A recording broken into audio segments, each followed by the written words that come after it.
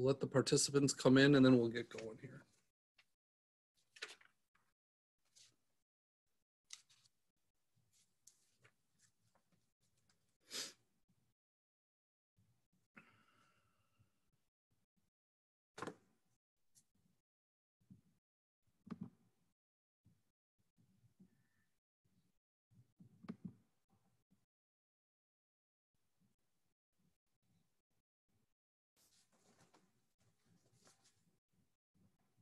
All right, we'll just give everyone maybe another half a minute or so to be brought into the broadcast, and then we'll get things started.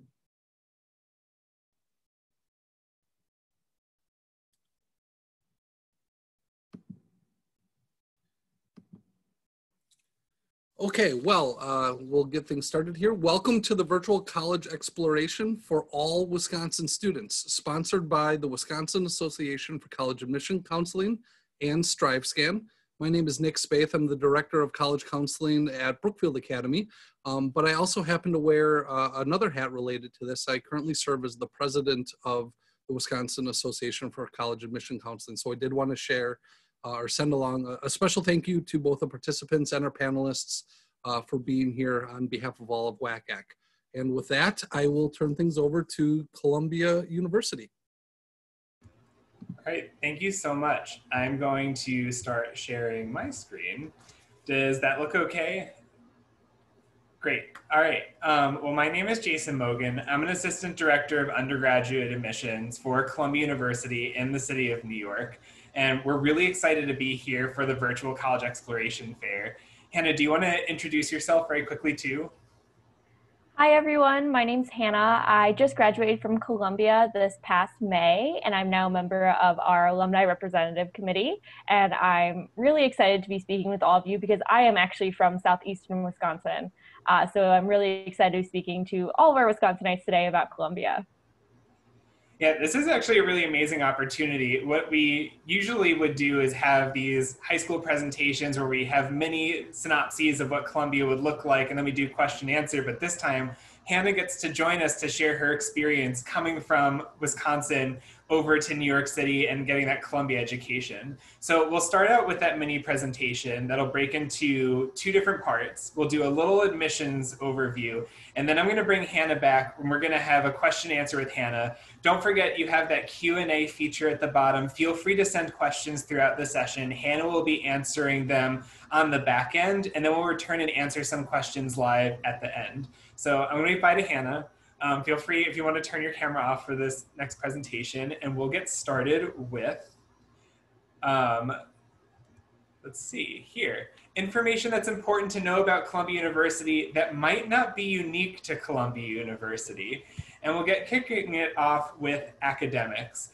We are a large research university, but we are also a small liberal arts college and a small engineering school nestled within that large research university. Columbia College houses the liberal arts, which means we host arts, humanities, languages and cultures, natural sciences and mathematics, and social sciences. And there are over 80 majors that you can choose from within the college. In Columbia Engineering, we house all of our 16 engineering majors. It's the same campus, the same residence halls, dining halls, clubs, even a lot of the same classes. The only difference between the two is if you're pursuing an engineering major, then you need to apply to engineering school. And if you want to pursue any of our other liberal arts majors, you need to apply to Columbia College. At Columbia, we prioritize maintaining a small classroom environment and connections with your faculty members. We have a 6-to-1 student to faculty ratio on average. It's 7-to-1 in the engineering school. It can be as low as 1-to-1 for earth and environmental sciences and physics and classics and religion. We also have 80% of our classes at 22 students or fewer. If your class has 30 students or more, that course is required to break out into small recitation or discussion sections. But the crux of your education will be based in those small discussion-based courses. Research is also really critical in academics for a Columbia undergraduate across all disciplines. You're pretty much guaranteed a research opportunity if you want one. We invested almost $1 billion into research last year alone, and you'll find undergraduate research programs more broadly within the college and the engineering school. You'll find programs within different departments. You'll find it's even just as easy as reaching out to a faculty member who you may not have even met before and asking if they have any space on their projects in their laboratories to work with them. So there are a lot of opportunities to get started with research and even to get funded with research opportunities. Another similarity that other schools might be able to tell you, but still important to know about Columbia, is that we do have over 500 student organizations that you can join. Over 100 of them are dedicated to the performing arts. We have over 30 cultural affinity groups, 31 NCAA Division I sports, political and activist organizations, academic organizations, fun niche hobby groups like Gosh Yarn It for people who like to knit. If there's a group that you're interested in starting that we don't have, you also have the capacity to do that too. So something that might not be unique to Columbia, but you probably still want to know that you have access to all these different club opportunities. So this brings us to point number 2 of the presentation, things about Columbia that are very unique to us. What's going to distinguish us from other schools that have over 100 majors, over 500 student groups that you can join, that might encourage you to apply to Columbia University? The first thing is our student body. I think this is pretty distinct for us in terms of how diverse we are. You are going to meet students that are coming from all different walks of life and all different backgrounds. Students come from all 50 states, more than 90 countries. 18% of our students come from an international background. 50% of students identify as students of color. 50% are receiving financial aid. 16% are the first in their family to go to college. We have over 40 tribes represented on our campus. And so you are really going to meet students from all around the world, all walks of life, pursuing over 100 different academic areas. So you're even focusing on different academic priorities when you come to Columbia. And this is critical when you look at the hallmark of a Columbia education, which is the core curriculum. The core is a set of very specific classes every student is expected to take, no matter what major they declare, no matter what academic area they want to pursue. The core is grounded in the Western canon, and it's grounded in doing close readings and interpretations of primary texts, works of art, and music. And it spreads out over 4 years. So in the college, the core curriculum amounts to about a third of your education. In the engineering school, we reduce the requirements slightly, and it's about a fourth of your education. But it's not as if the first year coming into Columbia is your core curriculum year. You're going to take little bits of the core from your first year all the way through your senior year. You'll have the ability to take elective classes as early as your first year so that you can figure out what major you want to pursue and declare come your sophomore year. In terms of what the experience of the core curriculum looks like, you are in small discussion-based classes where you are delving into themes around the human condition. You're going to ask big picture questions around topics such as truth and authority and power and beauty, or what makes music good music? What makes art good art? What was the role that this text or music or art played in society at the time in which it was written? How do we feel about it today? You're even going to challenge the core curriculum. You're going to say, why are some books not reflected in this course called Masterpieces of Western Literature? And what does that mean for us when we have a class like this? Why do we still consider this author important today? Do we still agree with the perspectives being put forth? Because these are discussion-based classes, you're going to bring in your own perspectives and your own interpretations. And at the same time, you're going to hear from that world's worth of perspectives in these classes. And hopefully by listening to people who don't have upbringings or academic interests that are similar to yours, you're going to challenge your own values, you're going to broaden your worldview, and you're going to have a much more global sense of citizenship. And when you apply your Columbia education to whatever academic interest or career you pursue, it's going to be guided from that education that really analyzed and delved into the human condition. In the core curriculum, you'll take a literature class, a philosophy class, a music and art, a science, and a writing class that are all named.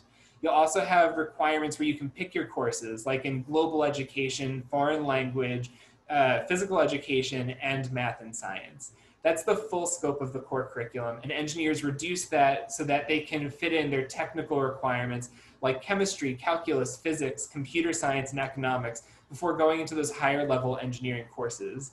We also want to ensure that our engineers can still preserve hands-on engineering experiences as early as their first year with a class called the Art of Engineering. So that's that introduction to design principles, MATLAB, project management, and really getting your hands-on engineering experience.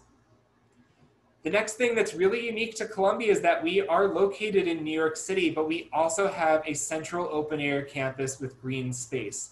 A lot of students ask where in New York Columbia is located. We are in Manhattan. Manhattan means the island of many hills in the language of the Lenni Lenape. It is the ancestral and traditional homeland of the Lenni Lenape and Wappinger people who are still active members of the New York, New Jersey, and Pennsylvania communities even today. When you look at this image, I hope you can take away the fact that when you come to Columbia, you get that New York City experience, but you're also getting that traditional residential college experience. You are guaranteed housing all 4 years. In your first year, we require students to stay on campus housing right on this main quad to really start to form that sense of community through residential programs. You'll see campus traditions like the holiday tree lighting ceremony and the Varsity Show, which is a musical that is completely student run and written that makes fun of the Columbia administration. You'll even participate in Columbia's annual homecoming game. We have the only football field in Manhattan, and we love to support the Columbia Lions and sing Roar Lion Roar. So you get that traditional collegiate experience in addition to having that City of New York experience. Another distinct feature of Columbia is that in addition to being located in Manhattan, you're going to get all of the resources available to you in New York City, and we're going to do everything in our power to make New York as affordable and accessible as possible. One of the great features of New York City is all of the arts and culture opportunities. We give students access to 30 museums for free using their Columbia ID through Passport to New York.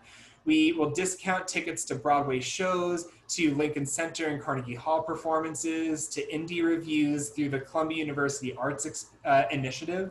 And we also have a program called Urban New York where students can enter a lottery to win free tickets to different arts and cultural outings throughout New York City, including things like Broadway shows.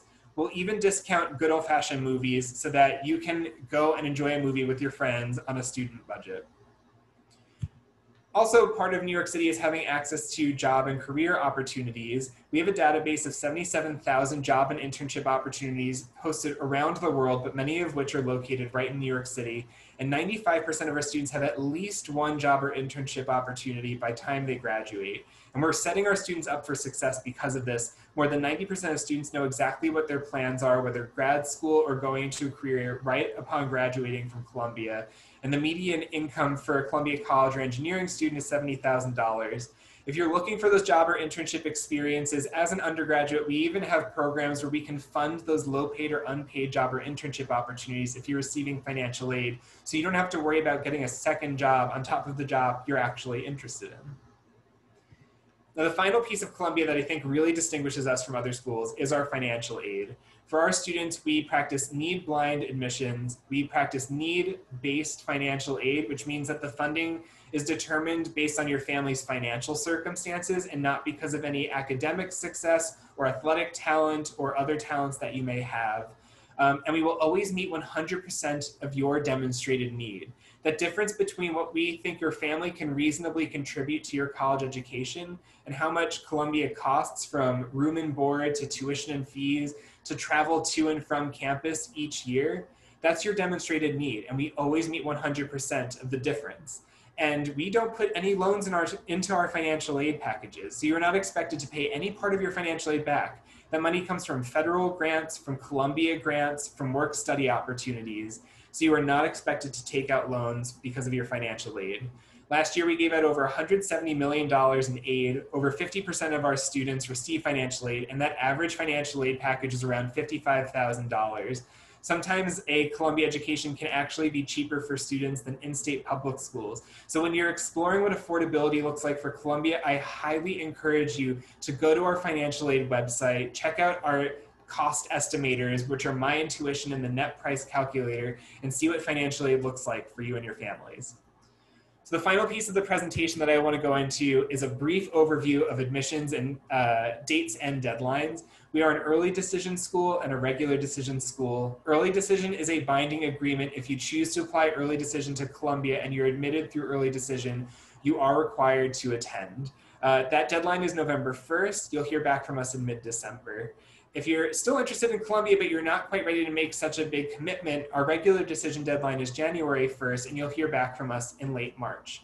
You can apply through the common application or the coalition application. We don't have a preference.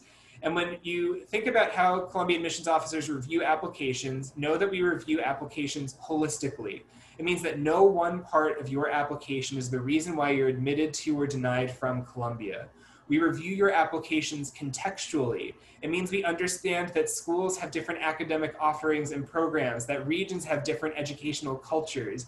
It means that we also understand that in current times, your application might look a little different due to COVID-19 than we may have seen in previous years, and it's our responsibility to interpret those nuances.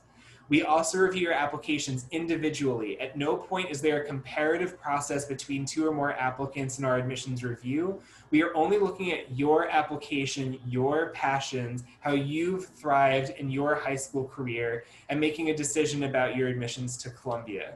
When we evaluate, we're looking for students who are academically thriving, who are community members, and who would fit in with Columbia's culture in particular. So we need to take into account all of the information that you provide in order to make that sound decision.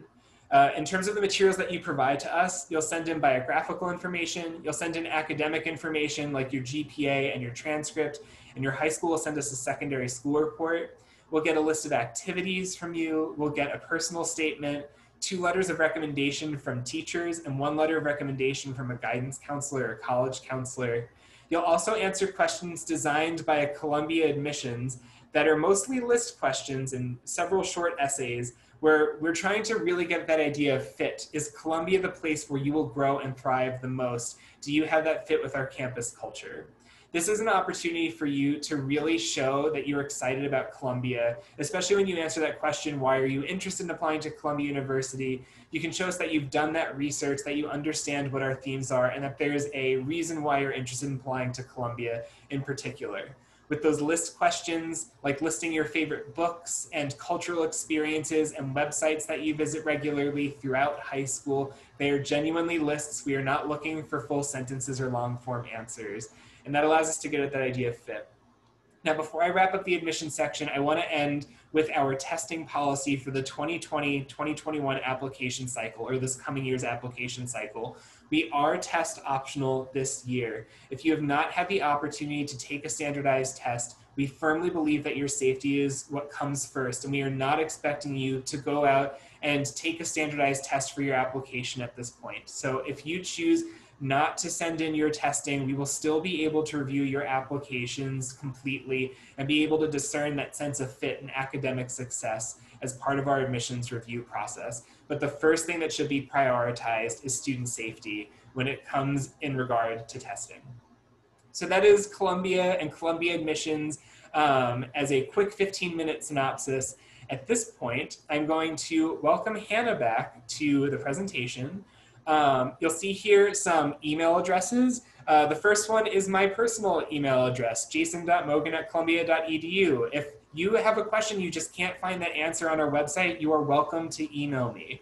If you want to get that student perspective, please use the askastudent@columbia.edu email address.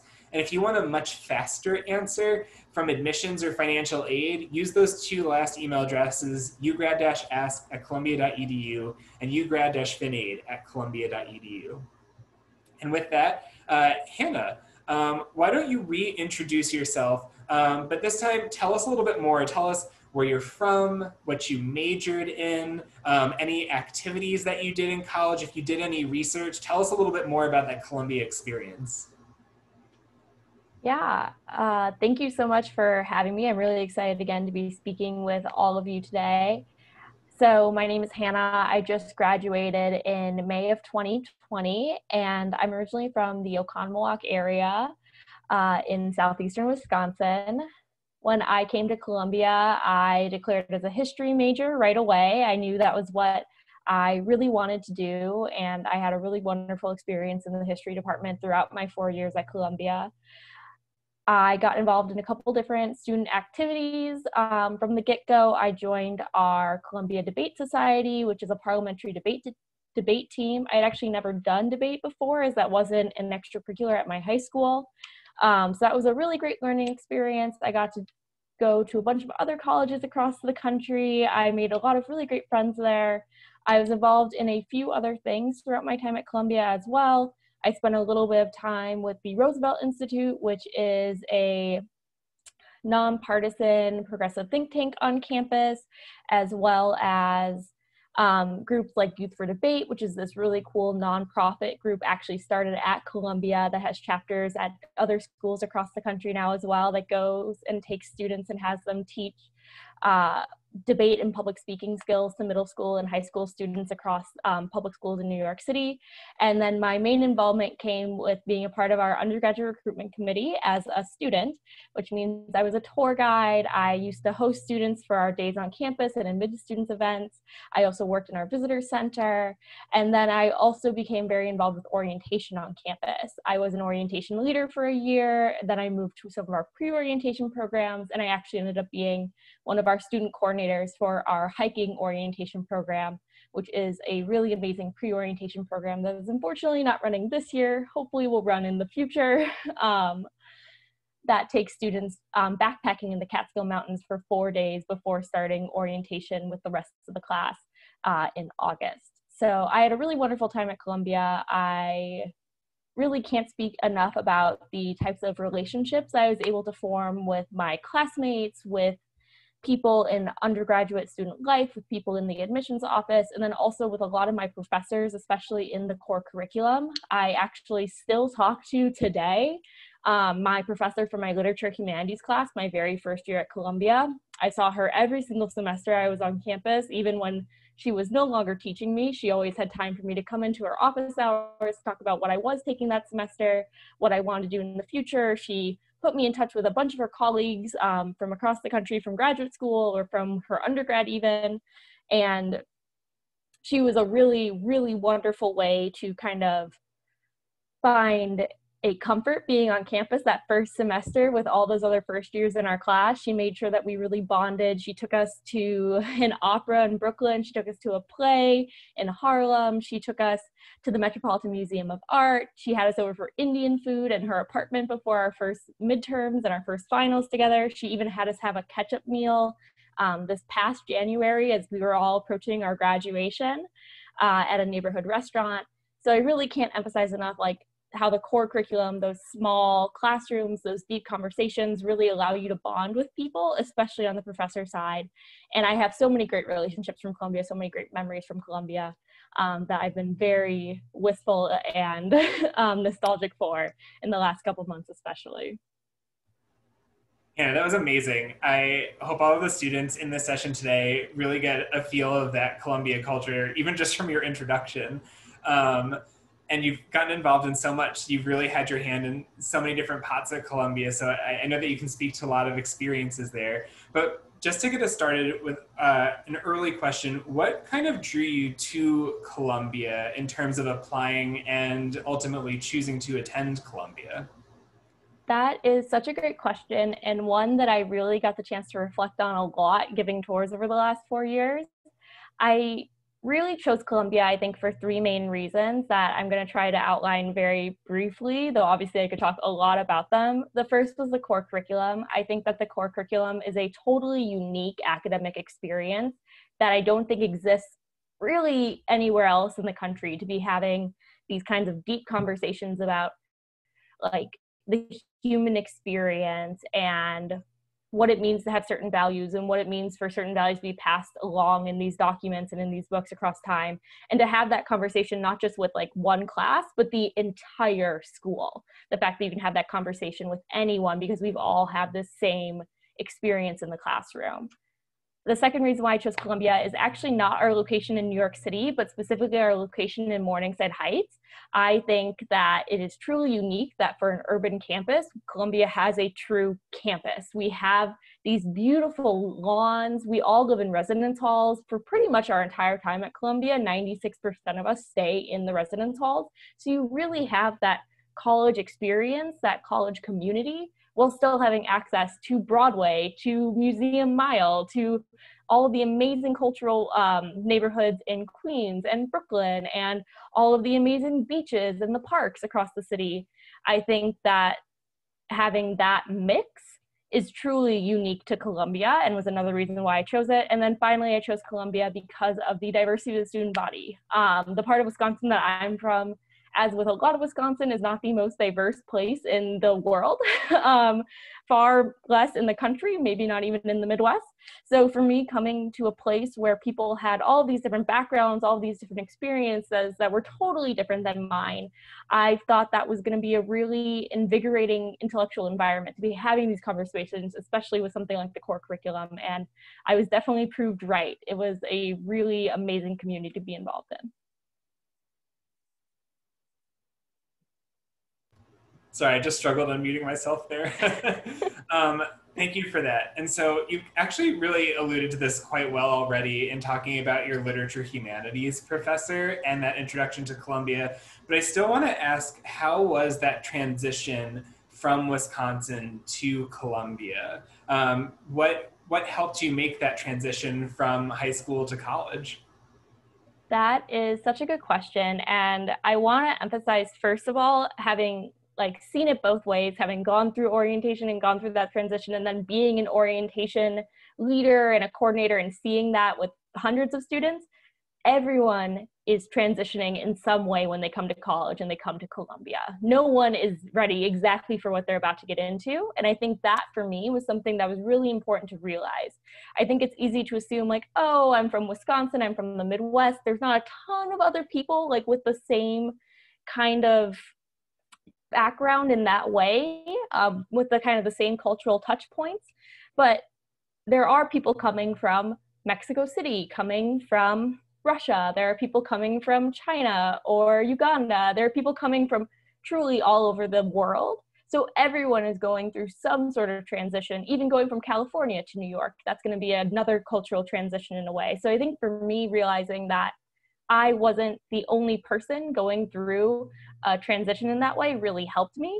And then I think after that, the biggest thing I could really recommend is take that first semester and just take it slow. I took only 12 credits my first semester, which is the bare minimum. And I really have never felt better about a decision in my life. With 12 credits, I was able to take my classes and I could really make sure I knew what was going on in each of them. I had time to dedicate to literature humanities, to my history class, and I was also able to join the debate team. I was able to make friends with people in my hall. I was able to go to other events, like my Lit Hum professor taking us to the Metropolitan Museum of Art. I was able to have time to build all these other experiences around. You will definitely have time to ramp up academically at Columbia, I promise you. So I think for me, it was really great to take that first semester and really allow myself to spend time in other parts of my college experience before, diving into 20 credits or 16 credits in an internship. I think taking that first semester slow is so key.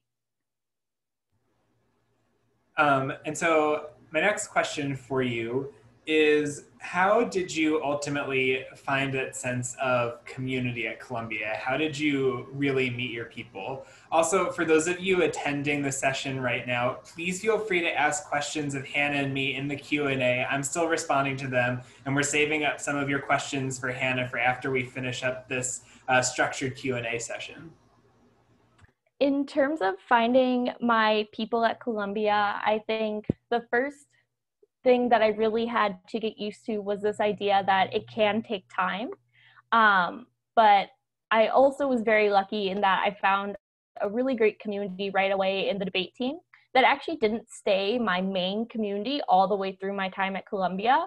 And I think that's also really important for a lot of incoming students to realize, is that you will meet tons of people throughout your time at Columbia. I actually met my best friend in my junior year, my second semester, and she is my best friend. I'm sure we will be friends for life. And we just happened to meet through a mutual friend who was going abroad and wanted to make sure that we both knew each other while she was gone.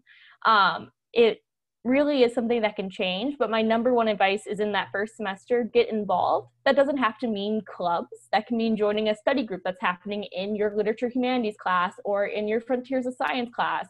It can mean hanging around a lot of the common areas in Learner Hall or Student Center or in some of the residence hall lounges. I think it's really important just to make yourself available and make yourself known to people, because there are 1,000 communities on campus in every kind of interest or area that you can imagine. You just need to find that place, and you just need to make yourself available to that place. So for me, joining the debate team is really important and really vital to finding community. But I have other friends who made their best friends on their residence hall floor.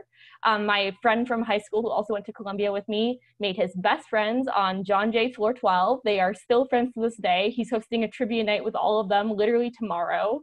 They lived together all 4 years at college because he just hung around their residence hall lounge and was always there. You'll strike up conversations, you'll run into people, and those really casual relationships can end up being really meaningful by the end. Amazing. Let's transition into some of those student questions. I think we have about 15 minutes left. So one student asked, what was your favorite class at Columbia? My favorite class at Columbia was Literature Humanities. This sounds really hokey and like straight out of some admissions pamphlet, but it really was my favorite class. That professor, Eliza Zingesser, was like truly amazing. She changed my entire world, and she just made it such a safe place to go and have questions and want to be talking and be discussing even really hard things sometimes. So it felt like a really challenging intellectual environment, while also a really close and really personal environment with all of my classmates and with her. A very close second would be this class my professor Elizabeth Blackmar taught this past semester, called The First American Gilded Age. So moving from like the 1880s to like 1915. Elizabeth Blackmar is just this world-renowned history professor at Columbia. She's won the Columbia Teaching Award. She is a legend in the history department. She lectures with her eyes closed, like 70 minutes straight.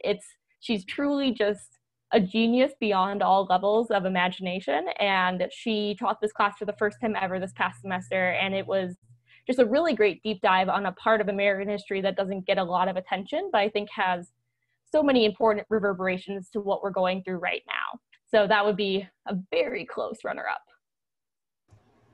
And I genuinely can't remember, did you study abroad during your time at Columbia? I actually did not. I had major fear of missing out on Columbia's campus. There's something big every semester. You have homecoming, or you have Bacchanal, the spring concert in the second semester.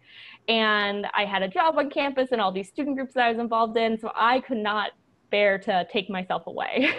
Well, let me then add some context. One of the students asked about study abroad. About 50% of our students go abroad during their time at Columbia. If you're receiving financial aid, your financial aid carries over with you. And we see two different types of study abroad. There are about 25 programs that are Columbia faculty member led, where that faculty member takes you somewhere else around the world to study a particular topic, like music humanities and art humanities together in Paris instead of taking those classes in New York City, or studying tropical sustainability in Kenya. You'll find these particular programs that are Columbia led. And then we have over 125 programs that are led by other institutions around the world, where we have agreements where the credits will transfer back to Columbia. The concept behind this is that you're learning in that institution's language, that you are taking their classes, that you're meeting faculty members outside of Columbia's cadre of faculty members, and you're bringing that experience back to Columbia. In addition to studying abroad, there are work opportunities abroad. You'll find students doing research abroad as well. And you'll find a lot of these opportunities exist within departments. But if you're looking for a centralized hub of what study abroad looks like, I highly recommend you check out Undergraduate Global Engagement. And they have a database that is filterable, that you can see a lot of the programs that exist at Columbia right now. All right, so the next question is about work-life balance. So the student's question is, what was the workload like in the first semester, knowing that you took the minimum number of credits possible? But maybe in addition to that, you could just speak more broadly about, like, what does that work-life balance actually look like at large? That's a really great question, and something that I felt I had a lot of questions about going into my first year at Columbia. I think that one of my favorite things about Columbia looking back was the fact that it was a really challenging intellectual environment and academic environment. It wasn't impossible by any scope of the imagination, but it was environment where you had to put in the work, you had to do the reading. The core curriculum requires a lot of time outside the classroom, and it requires a lot of deep thinking and analytical writing. So I think the best way to think about it is your classes will demand a lot of you, but it's nothing that you definitely can't do. Anyone who gets into Columbia is more than qualified to do this work. So I think in terms of my first semester, that was one where I very purposely went light on my academic work because I wanted to be spending extra time trying to make friendships, trying different clubs out. I was trying clubs that I didn't end up staying with for my second semester and beyond. So I think that's why for your first semester, it's always better to go lighter on the academic side, especially because you're still trying out different departments and different majors. So you want to be able to take some time to reflect and figure out what works for you. But going forward, a lot of students can balance their time really well. I think one of the best parts about Columbia students is that they seem to wear many hats at the same time all the time. So you have students that are, doing internships downtown 2 or 3 times a week while also balancing their classes. You have students who are officers in multiple clubs and are running these really amazing events on campus. You have other students who are really taking advantage of the city and making all these great memories and getting out there as much as they can while always doing really well in their classes as well for these students. So I think the best thing to keep in mind when it comes to Columbia and work-life balance is you have priorities. Everyone has priorities in their life, and college is no different. It's just figuring out what those priorities are. Sometimes that can change from semester to semester. And after that, it really does become much more doable. So yeah, I would say like it's challenging. It's exciting because it's challenging, but it's definitely not impossible. And there are students who are doing lots of different things on campus, no matter what their academic workload might look like. Yeah, I just want to follow up with this amazing resource that was developed a few years ago called Live Well, Learn Well, another website that aggregates every single possible support service that you can find at Columbia. It is also searchable, filterable. It includes things from counseling and psychological services to academic support and stress management. So no matter what you're looking for, you can find all of those resources to support student right there in that one hub. Another resource that I highly encourage students to check out while they're researching Columbia. I've noticed a few questions coming in about APs. And so I'm going to do like a brief overview regarding what AP and IB scores look like at Columbia. We do award credit for AP scores of a 4 or 5 or IB scores of a 6 or a 7. And it depends on the department and what the requirements are. So you would need to visit that department's website or the Columbia College Bulletin or the Columbia Engineering Bulletin, which spells out when we do take AP scores and IB scores and for what exams. It is optional for you to submit those as part of your application. You're not required to. If you feel like you did a really great job, then you're welcome to include that as a show of strength in your academics or a particular area. We understand that schools have different policies around how many AP classes you can take in any given year. So you will not be penalized if your school caps the number of APs or really APs that you are able to take in a given year. And we understand that. That's part of reviewing applications contextually and understanding educational circumstances contextually.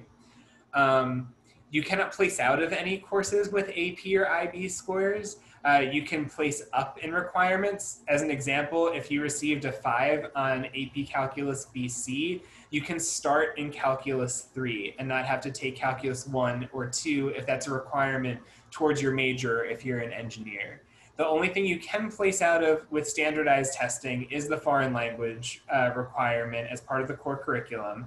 And if you are not taking any standardized tests, but you are proficient in the language, we'll also offer proficiency exams on campus. So you don't need to have those scores for that. Hannah, did you do any research when you were a student?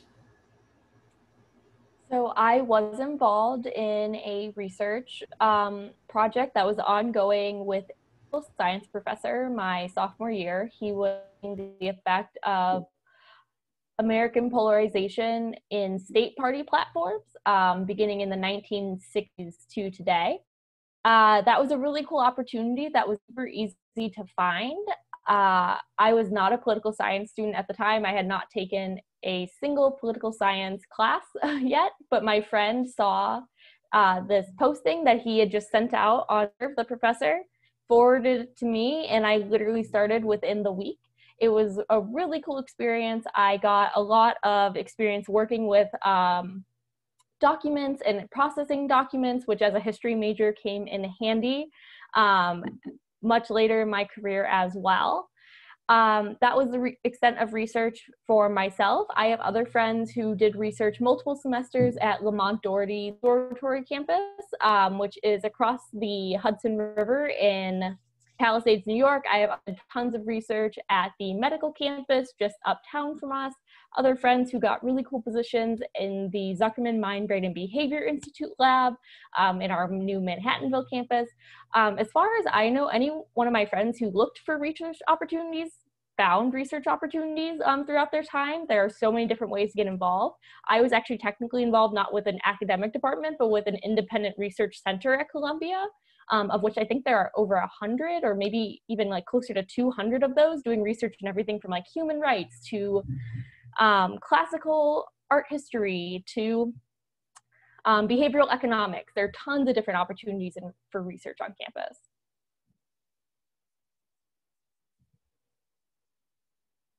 Yeah, and again, I'll add to that. So it's amazing you found that opportunity through just connecting with a faculty member.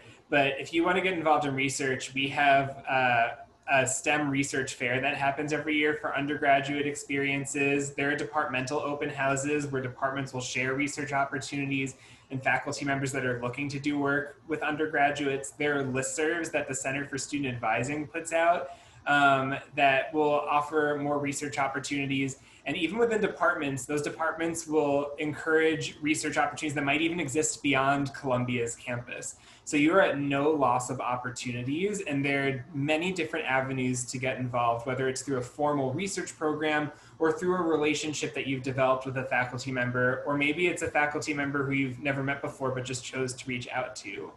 A student asked how you properly pursue research and internships at Columbia. So I'll also just add the internships perspective, which is, it is entirely up to you.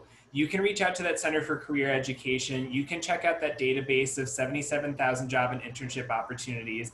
That actually sounds like a lot of jobs. So I always encourage students to check out the one-on-one advising that's available to them at the Center for Career Education. They'll narrow the job search. They'll help you apply. They'll do a resume review. They'll do interview prep with you. The Center for Career Education also has special programs for students where there are existing partnerships with organizations throughout New York City and around the world where there are guaranteed spots for Columbia students to get work. Like the Columbia Arts Experience guarantees arts administration work experience in New York City for current undergraduates. Our virtual internships program has reserved space for virtual internships with organizations based in China so that you can get a global internship experience, but also be able to do that from the comfort of your room, which is very valuable these days. And you'll even find programs like the Kenneth Cole Civic Action Program, which works explicitly with local nonprofits and community organizations for students that are looking to get that level of civic engagement, but from a work perspective. So again, formal programs that you can apply to, and also you can just check out that database and apply to as many programs as you like. All right, I see we have 2 minutes left. So Hannah, I'm going to ask you, I think, 2 more questions here. For this one, can you talk a little bit about what dorm life is like? I'll just remind students that you are guaranteed housing all 4 years and you are required to live in one of our 5 first-year residence halls right on main campus your first year. Residential life is one of my favorite parts about Columbia looking back. I think the opportunity to live with your classmates for all 4 years, because even though it is guaranteed for all 4 years, I think it's really unique for Columbia that we all choose to stay in it for those 4 years as well, with upwards of 95% of us staying in residence hall scenarios. There are so many different options. You can live in a single room, which I really enjoyed my first year. You can live in doubles in a suite style apartment. You can live in a studio apartment. There are lots of different fits for students.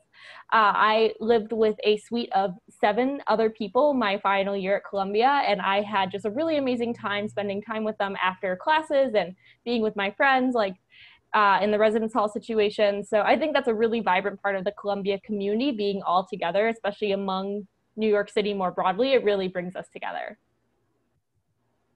And this will be my final question with a minute left. Can you just share a distinctly Columbia experience that you had that you love before we head out? That's such a good question and such a hard question. I think my very favorite experience is my sophomore year. I got an email from my old literature humanities professor. She invited me to go to the Brooklyn Academy of Music to go see a adaptation of The Black Eye with her current class of students. It was really amazing that she had this extra ticket. She offered it to me. I was able to go on 2 hours notice. We took the subway downtown. We saw the Bacchae. It was this really amazing multicultural adaptation where parts of it were sung in Japanese. It was also based on the Bacchae, the ancient Greek drama. And afterwards, I got to talk to all of her current students about their time in literature humanities, compare it to my own time. So I really got to see that Columbia community across the years kind of come together and take advantage of New York City at the exact same time, all because of the core curriculum. I love that so much. Thank you for joining us, Hannah. I really appreciate it. And thank you to all the students who submitted questions today. If you have any additional questions, feel free to visit our website and check out our other virtual events, and enjoy the rest of your college search. Bye, everybody. Thanks to the folks at Columbia University, and from the WACAC side of things, there will be a quick survey when the window closes, and you can sign up for more sessions throughout the course of this week and next at wacac.com. Thanks, everyone.